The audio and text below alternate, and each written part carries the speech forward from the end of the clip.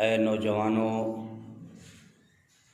تم میں سے جسے استطاعت ہو اسے چاہیے کہ شادی کرے، اس لیے کہ یہ نگاہیں نیچی رکھنے کا بہترین ذریعہ ہے، اور اس طرح شرمگاہوں کی حفاظت ہو سکتی ہے۔ اور جو شخص استطاعت نہ رکھتا ہو اسے چاہیے کہ کثرت سے روزے رکھے، اس لیے کہ روزہ جنسی جذبات کی تسکین کا باعث ہے۔ امام بخاری نے اس روایت کو نقل کیا ہے۔ حضور صلی اللہ علیہ وسلم نے ارشاد فرمایا، اے نوجوانوں، تم میں سے جسے استطاعت ہو اسے چاہیے کہ شادی کر لے، اس لیے کہ یہ نگاہیں نیچی رکھنے کا بہترین ذریعہ ہے، اور اس طرح شرمگاہ کی زیادہ حفاظت ہو سکتی ہے۔ جو شخص استطاعت نہ رکھتا ہو اسے چاہیے کہ کثرت سے روزے رکھے، اس لیے کہ روزہ جنسی جذبات کی تسکین کا باعث ہے۔ حضور اقدس صلی اللہ علیہ وسلم نے ارشاد فرمایا، اے نوجوانوں، تم میں سے جسے استطاعت ہو اسے چاہیے کہ شادی کر لے، اس لیے کہ یہ نگاہیں نیچی رکھنے کا بہترین ذریعہ ہے، اور اس طرح شرمگاہوں کی زیادہ حفاظت ہو سکتی ہے۔ اور جو شخص استطاعت نہ رکھتا ہو اسے چاہیے کہ کثرت سے روزے رکھے، اس لیے کہ روزہ جنسی جذبات کی تسکین کا باعث ہے۔ تو اللہ کے نبی صلی اللہ علیہ وسلم نے نوجوانوں کے لیے کس قدر تلقین فرمائی ہے کہ ان کی شادی کا وقت پہ کر دینا ان کے ایمان اور صحت ہر اعتبار سے ان کی سلامتی کا ذریعہ ہے۔ تو فرمایا انسان اپنی نگاہوں کو نیچے رکھتا ہے، اور فرمایا کہ نگاہوں کا نیچے رکھنا یہ قرآن کریم میں ایمان والوں کو اللہ نے حکم دیا ہے۔ قل للمؤمنین یغضوا من ابصارہم، ایمان والے مردوں کو بھی اور ایمان والی عورتوں کو بھی سب کو کہا ہے کہ اپنی نگاہوں کو نیچے رکھا کرو تاکہ تم جو ہے بہت بڑے گناہوں سے بچ جاؤ۔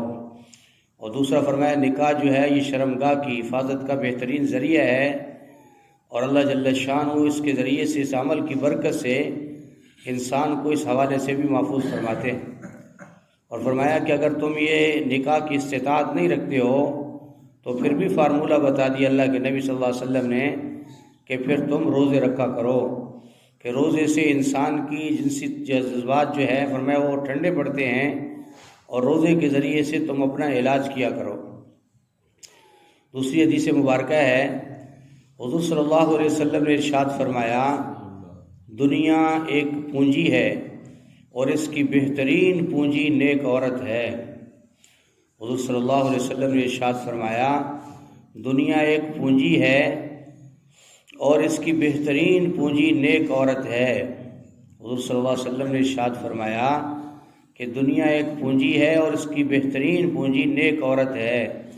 فرمایا انسان کو نکاح میں نیک عورت کا مل جانا گویا کہ یہ دنیا کی بہترین چیز انسان نے حاصل کر لی ہے۔ آج میرے محترم دوستوں اور بزرگوں، ہم شادی اور بیاہ میں بھی جن چیزوں کو دیکھ رہے ہیں وہ مال و زر کی فراوانی ہے۔ مال و زر کی فراوانی فرمایا اتنی حیثیت نہیں رکھتی جتنی کہ ایک نیک عورت کی حیثیت ہے۔ نیک عورت جو اپنے خاوند کی، اپنے معاملات کی ہر اعتبار سے خیال کرنے والی ہے، فرمایا کہ اسے ترجیح دینا چاہیے۔ تیسری حدیث مبارکہ ہے، حضور صلی اللہ علیہ وسلم نے ارشاد فرمایا، تقوی کے بعد مومن کے لیے کوئی چیز نیک بیوی سے بہتر نہیں ہے۔ اور ایسی بیوی کہ شوہر اسے کوئی کام کرنے کو کہے تو اس کی اطاعت کرے، اور اس کی طرف دیکھے تو اس کے لیے باعث مسرت ہو۔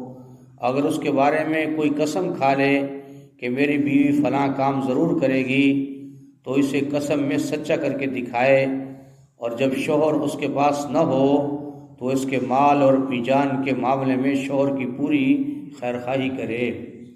علامہ ابن ماجہ نے اس روایت کو نقل کیا ہے۔ حضور صلی اللہ علیہ وسلم نے ارشاد فرمایا، تقوی کے بعد مومن کے لیے کوئی چیز نیک بیوی سے بہتر نہیں ہے، اور ایسی بیوی کہ شوہر اسے کوئی کام کرنے کو کہے تو اس کی اطاعت کرے، اور اس کی طرف دیکھے تو اس کے لیے باعث مسرت ہو اور اس کے بارے میں کوئی قسم کھا لے کہ میاں میری بیوی فلاں کام ضرور کرے گی، تو وہ اس قسم میں سچا کر کے دکھائے، اور جب شوہر کے پاس نہ ہو تو اس کے مال اور اپنی جان کے معاملے میں شوہر کی پوری خیرخواہی کرے۔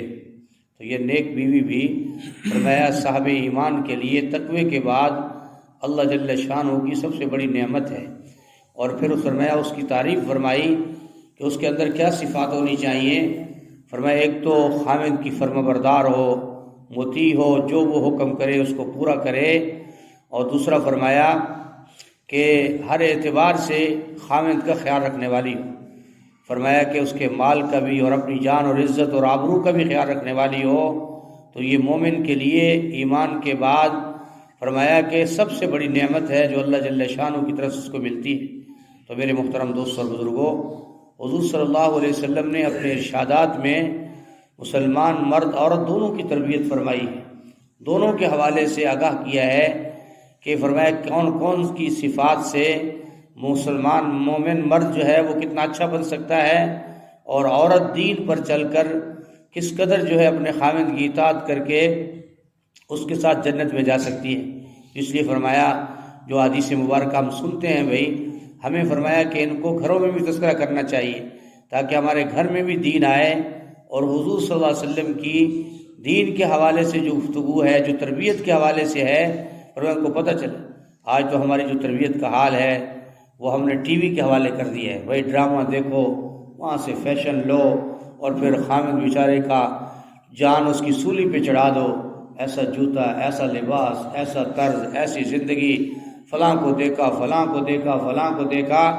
وہ بیچارہ بندہ جو ہے کما کما کے تھک جاتا ہے، مر جاتا ہے، ہلاک ہو جاتا ہے، گھر والوں کو یہ پرواہ نہیں ہوتی کہ حلال سے آ رہا ہے یا حرام سے آ رہا ہے۔ تو میرے محترم دوستوں اور بزرگوں، جب ہم دین کی بات گھر میں کریں گے، تذکرہ کریں گے، اور تھوڑے پر صبر دلائیں گے، تو خاوند کی زندگی بھی آسان ہوگی اور بیوی کی زندگی بھی آسان ہوگی۔ اللہ پاک ہم سب کی حفاظت فرمائے۔ جو حدیث مبارکہ ہم نے سنی ہیں، اللہ جل شانہ ہمیں اس پر عمل کرنے کی توفیق نصیب فرمائے۔ الحمدللہ رب العالمین والعاقبۃ للمتقین والصلاۃ والسلام علی سید الانبیاء والمرسلین۔ اللہم انک عفو کریم تحب العفو فاعف عنا یا کریم۔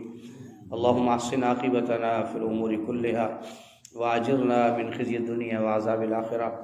اللہم اکفنا بما شئت، اللہم انا نجعلک فی نحورہم ونعوذ بک من شرورہم۔ اللہم انا علی ذکرک وشکرک وحسن عبادتک۔ اللہم انی اسألک رزقا طیبا، علما نافعا، عملا صالحا۔ اللہم رب ارحمہما کما ربیانی صغیرا، اللہم رب ارحمہما کما ربیانی صغیرا۔ ربنا تقبل منا انک انت السمیع